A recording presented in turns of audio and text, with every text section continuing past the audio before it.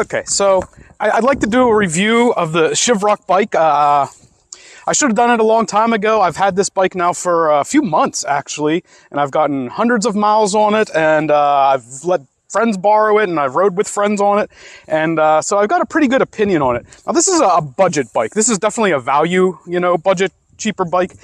It comes in, I think, at $12.99 after discounts. If you look at the link in my bio, there's another discount up there for you.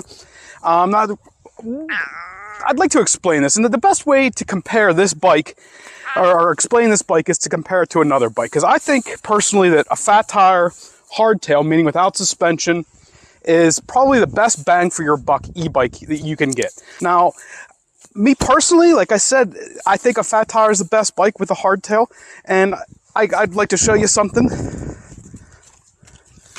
See, this is my personal bike. I think that's just an easy way to explain it. I've had this bike now for over a year. I've had this bike for a little over a year now. Thousands of miles on this one. Now, this is a premium bike. This is a $2,800 bike. They're sold out right now. And this is a $1,200 bike, $1,300 bike. So that's a big cost difference. You're talking like a $1,500 cost difference. What are the differences between a premium e-bike and a budget e-bike? Truth is, I think this bike looks better. Battery size, this bike claims, I think, 690 watt hours, and this one's 720. I gotta say that, yeah, this one goes a little bit further, but this one's really close. I have some other bikes that are 500 watt hour, and the 500 watt hour bikes don't last as long as this one. So, comparing this $2,800 premium e-bike to this $1,200 budget e-bike, what's the differences? Mechanical brakes versus hydraulic brakes. They're both disc brakes. They both stop.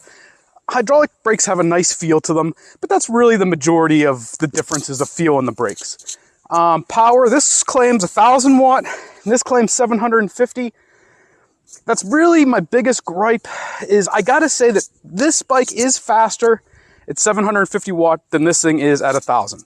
So I don't know if this just has more torque and can accelerate faster than this one. They're both fairly fast e-bikes. I mean, e-bikes really don't go that fast. They only go to legally 20 miles an hour. This one does 25. The truth is when I'm riding, and anybody I see riding, they're using pedal assist. They're pedaling along, and they're using about pedal assist levels 1 or 2. So reality, you don't need a high power e-bike. And if it was my money, I mean, if I was buying one, it would be, I would buy this. I wouldn't spend twice as much to get that. This wasn't available when I got this. There's a link in my bio with the discount code. So if you're interested, please check out the Sivrock bike.